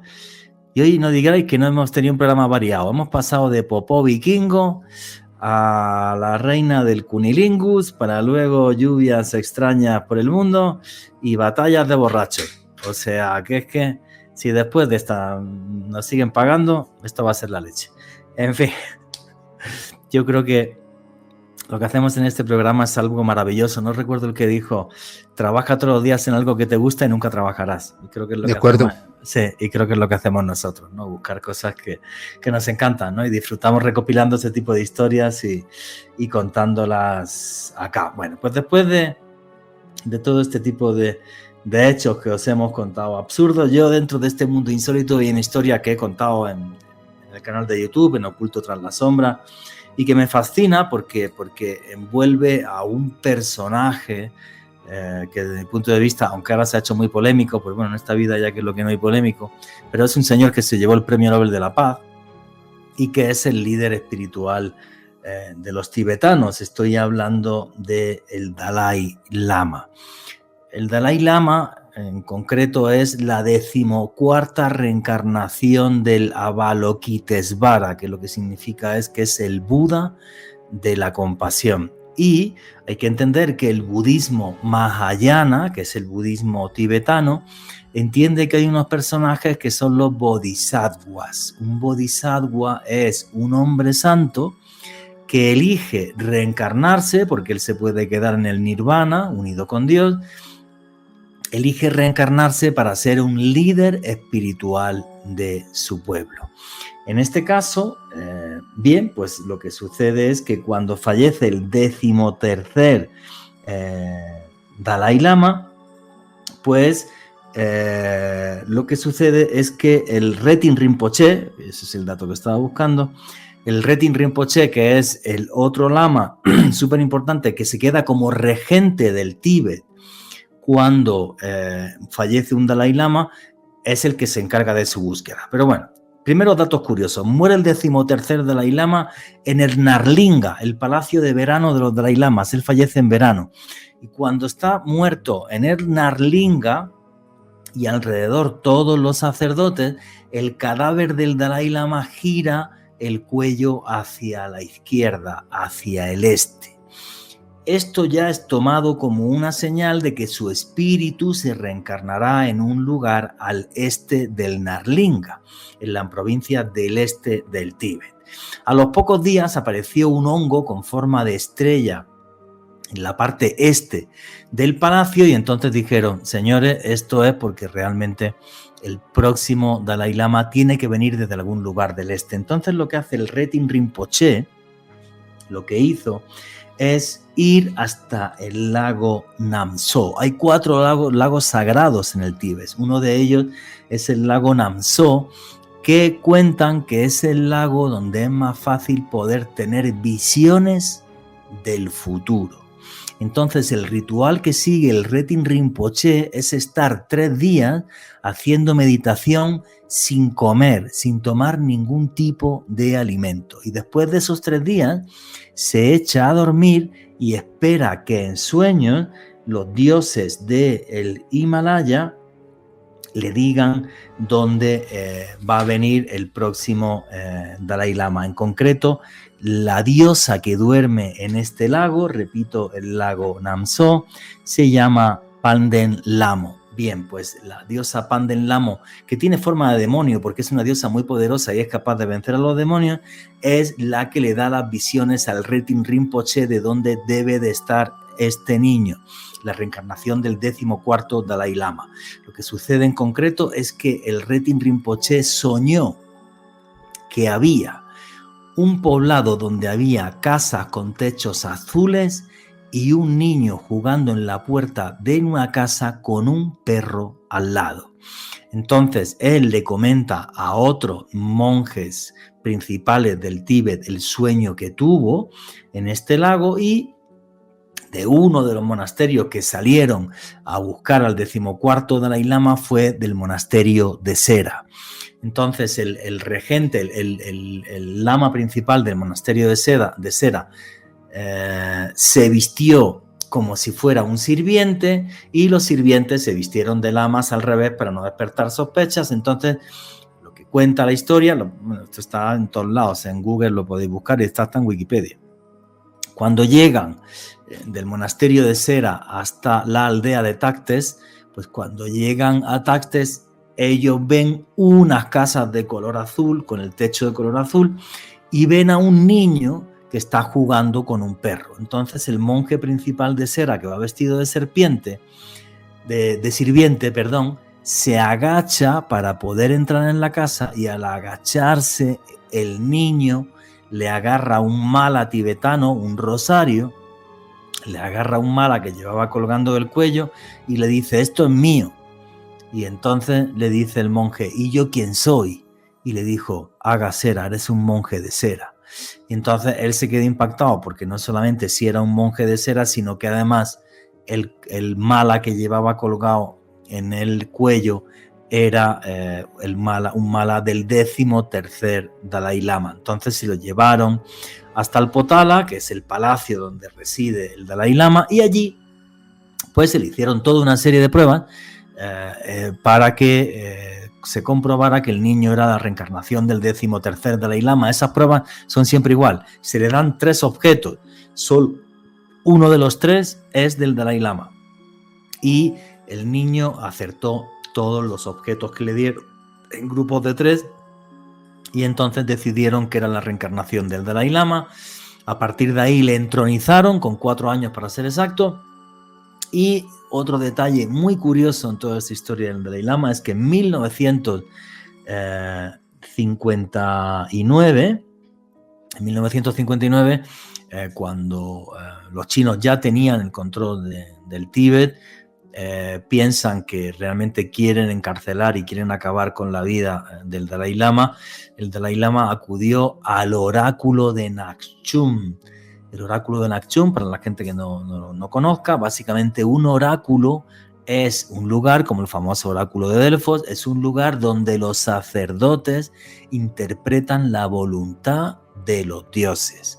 En concreto, el oráculo de Nakchum es un monje que está entrenado para eso, que se pone a danzar con un arco y una espada en la mano, que lleva en el pecho un espejo mágico que tiene 4 piedras de turquesa y tiene los bordes de oro, y gracias a danzar, a ponerse a bailar y a que entra en un estado de hipopsia, de que se está asfixiando, empieza a tener visiones. Esas visiones, que son muy metafóricas, son interpretadas por otros sacerdotes.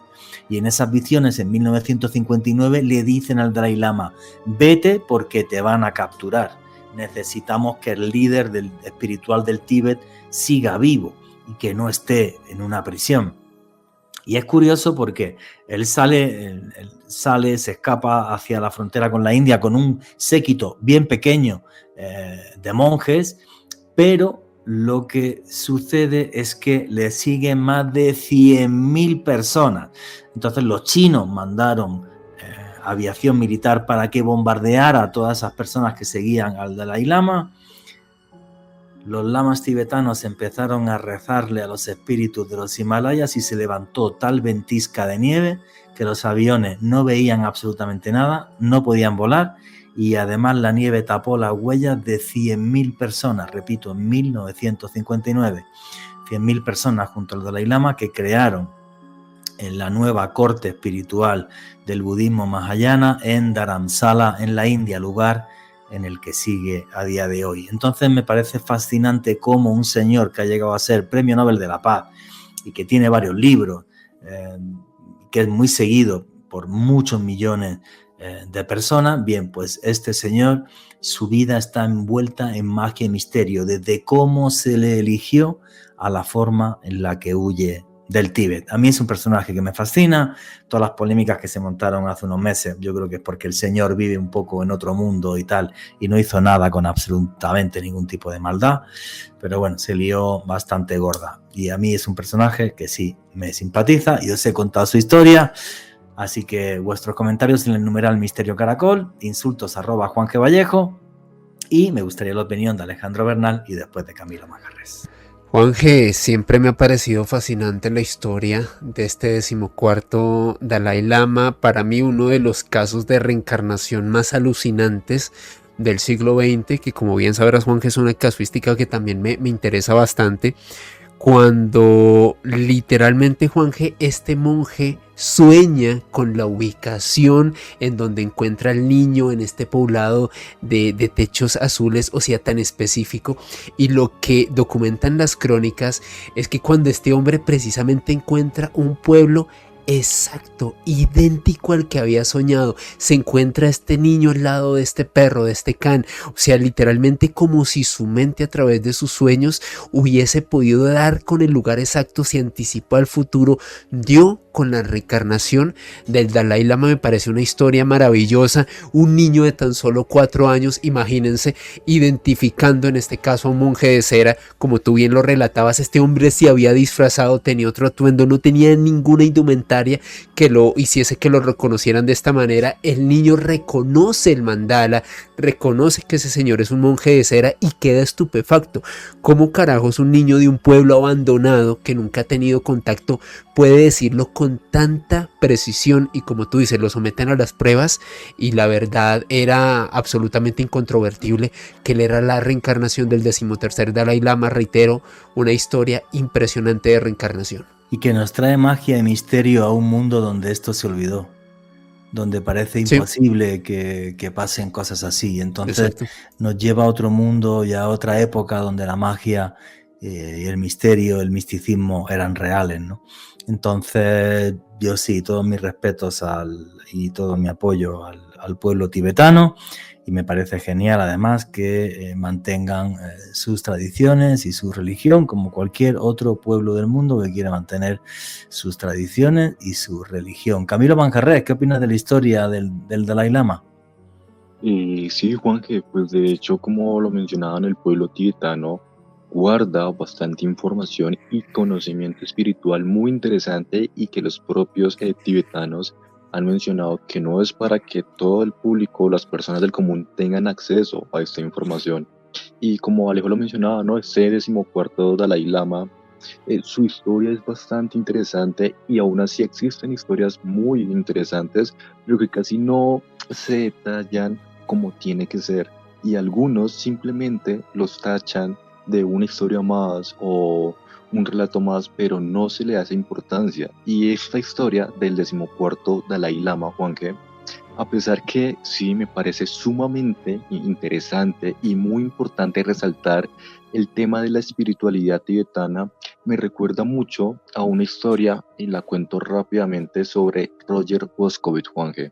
Y es que este personaje, que nació en el siglo XVIII, se menciona que es el precursor de la teoría atómica conocida, y es más, se cree que el propio Albert Einstein se inspiró en este sujeto para crear su famosa teoría de la relatividad, ¿no? Entre los estudios y publicaciones de Roger Boscovich se menciona que su teoría atómica, basada en los principios de la mecánica newtoniana, fue inspiración de nada más y menos que de Michael Faraday y pues de Kelvin, este famoso matemático inglés, ¿no? Y es más, Juanje, este señor Roger Boscovich, que es un croata, hubo otro personaje histórico muy importante como es Nikola Tesla, que tenía un ejemplar que escribió Roger Boscovich que se llama Filosofía Natural Teoría, y el propio Nikola Tesla leía sobre Boscovich y le interesaban sus investigaciones.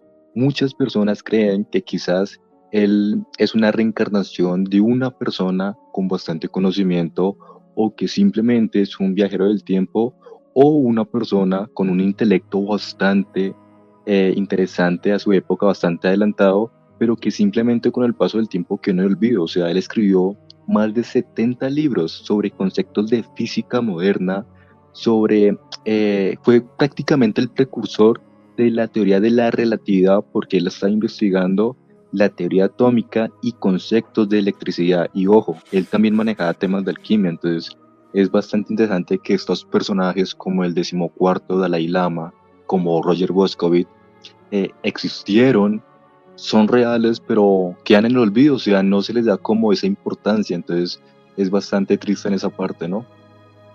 Sí, yo esa historia de Roger Boscovich, por ejemplo, no la conocía. Aquí veo que nació el 18 de mayo de 1711. Y es muy curioso porque, de Nikola Tesla hasta hace 4 días no se hablaba. Exacto. Sí, claro, todo el mundo era los inventos de Edison y tal, historia.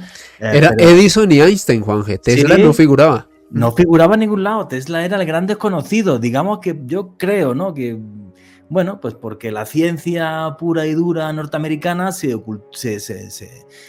empeñó en ocultarlo, sobre todo porque fue el gran enemigo de Edison. Claro, ten en cuenta, hay que pensar en esto, ¿no? Que es muy heavy desde mi punto de vista. Nikola Tesla no solamente fue el que puso los pies para que tengamos hoy día un celular y decía que las fotografías y que todo se iba a poder mandar por un teléfono sin que tuviera cable, sino que es que este señor, el gran sueño de Tesla era, y por eso Edison se echó las manos a la cabeza, Tesla fue el creador de la primera central hidroeléctrica de la historia, la primera vez que hay una central que crea electricidad y que distribuye la electricidad. Eso fue en las cataratas del Niágara. Entonces Tesla, que era un soñador, dijo: sueño con un mundo donde la energía sea gratis para todos, porque se puede producir con el movimiento del agua. Eso debería ser gratis. Como cuando creó su gran torre que nunca se terminó, con la que quería repartir energía por el mundo y tal. Claro, el problema de la torre es que tú no le puedes poner un contador de electricidad. Exacto. No lo puedes cobrar. No lo puedes cobrar. Entonces, claro, todas esas ideas Edison, que era un gran empresario y un gran pesetero, le encantaba la plata, pues claro, pues eso odiaba a Tesla a morir. Es más, incluso es que Edison se equivocó hasta en el tema de la corriente. Él abogaba por la corriente continua, y la corriente que tenemos, la electricidad en todo el mundo, es la corriente alterna, que fue la que diseña y crea Tesla. A Tesla se le quita el honor de tener además un premio Nobel por la invención de la radio, porque Marconi inventó la radio con 12 patentes de Nikola Tesla.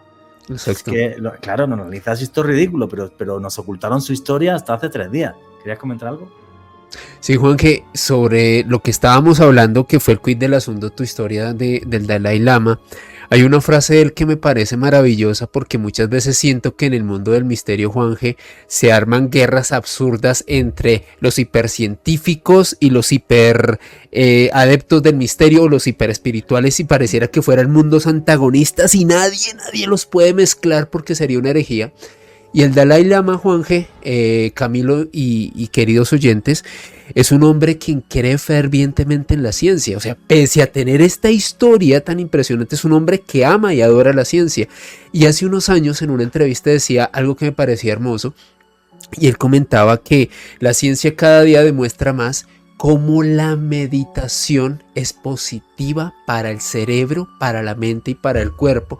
Y es más, él decía el siguiente ejemplo: el día que la ciencia demuestre que la meditación y que muchos de los principios que practicamos en el budismo son erróneos, en ese momento yo pediría que reformáramos el budismo. Pero como la ciencia cada día los corrobora más, veo que el budismo y la ciencia van de la mano, la espiritualidad y ese tipo de principios. Me parece maravilloso, Juanje, esta frase que dio el Dalai Lama hace unos años. Qué bonito, no la conocía, pero lo que sí ha demostrado la ciencia es precisamente eso. La meditación no solo transforma nuestro cerebro, sino que nos disminuye el estrés, hace que vivamos mejor, con más calidad de vida, que podamos vivir más.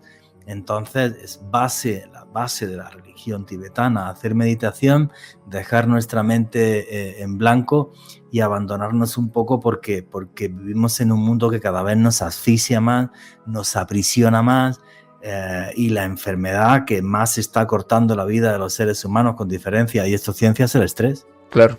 Es el estrés y la ansiedad. Es lo que nos está destrozando. Entonces, no sé, a mí todo esto realmente me parece maravilloso, ¿no? Mira, de esto ha salido la idea de otro podcast: personajes olvidados de la historia. Como por favor. Como este señor que ha comentado Camilo, y otros más. O sea, a mí es algo que me parece fabuloso, ¿no? Porque la historia está muy manipulada y muy, muy contada, no solamente por los ganadores, sino además por los ganadores no solamente en la guerra, sino a nivel comercial, que es el problema, por ejemplo, que yo le veo a lo que sucedió con Tesla y con Edison. Y hablando de personajes de ciencia, de personajes curiosos, como es el Dalai Lama, premio Nobel de la Paz, que le pasa a esto, a la gente se le olvida que Isaac Newton, el señor que crea la física moderna, era un obseso con el código de la Biblia. Exacto. De hecho, era lo que más estudiaba, Juanje. O sea, el tipo le dedicaba más tiempo a estudiar los códigos de la Biblia que a desarrollar teorías físicas. Lo de la física era en su tiempo libre, era su pasatiempos. Totalmente cierto. el tipo le dedicaba más tiempo a intentar descifrar el código numérico de la Biblia porque estaba convencido, era un experto en cábala judía, de que la Biblia en hebreo nos daba un mensaje del fin de los tiempos, que además llegó a concluirlo. En el año 2060, según él, nos vamos al carajo con el tema del cambio climático. El cambio climático y Putin, que tiene una gana de darle al botón nuclear que no vea, lo mismo no está tan equivocado, ¿eh? Sí, no, como que le atinó. Sí, claro, o sea, el tema me parece brutal.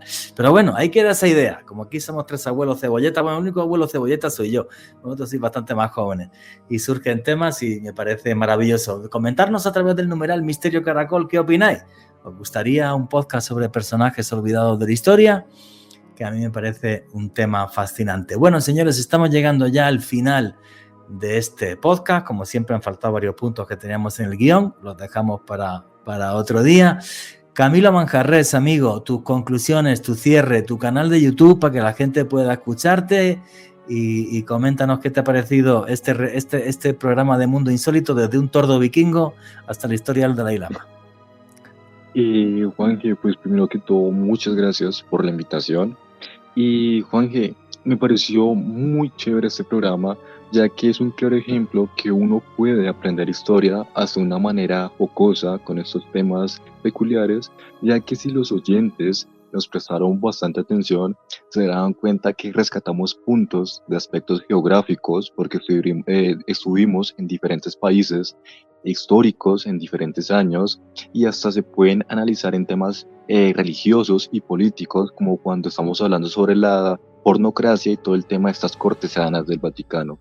Entonces, una reflexión muy bonita de contarle a los oyentes que cada uno puede aprender historia de una manera pedagógica, lúdica, y que fomente ese pensamiento crítico. Entonces, me encantó este programa. Muchas gracias por la invitación, Juanje. Un abrazo para ti, para Alejo, para cada oyente. Y pueden seguirme en Instagram y en YouTube como Misterio con W, Misterio O, Rayal Piso Oscuro. Muchísimas gracias, amigo. Alejandro Bernal, tu conclusión y tu cierre. Juanje, me sumo a las palabras de Camilo. Qué maravilloso aprender de historia con una sonrisa, aprender a través de la curiosidad, de datos insólitos, datos únicos, pero que no solamente componen el gran eje del periodismo de misterio y de la cultura en general, y que los aglutinen en una frase que ha sido nuestro caballito de batalla desde hace años, Juanje: el misterio es cultura, y creo que programas como este lo demuestran. Y a mí me pueden seguir en redes sociales, en Twitter, Instagram y TikTok en @alebernalpress con @. Y si les gusta mi trabajo, los invito a que se suscriban a mi canal de YouTube Mandrágora Misterios en YouTube. Efectivamente, señores, el misterio es cultura y creo que programas como este lo demuestran. No dejen de sonreír.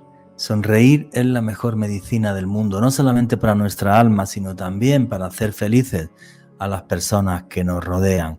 No dejen de leer. Leer nos hace más inteligentes. Leer nos hace que tengamos ese pensamiento crítico que está abandonando el mundo y que nos está llevando a la total y absoluta destrucción. Me encanta la historia, me encanta verla con los ojos de un niño, descubrir que en el pasado sucedieron hechos que a día de hoy nos siguen sorprendiendo, que sucedieron hechos que también nos hacen replantear qué es lo que está pasando en este momento. No dejen nunca jamás de vivir la magia, de vivir lo fantástico, porque eso nos hace humanos y nos apega a lo divino. Y nunca olviden que vivimos en un mundo mágico porque está repleto de misterio.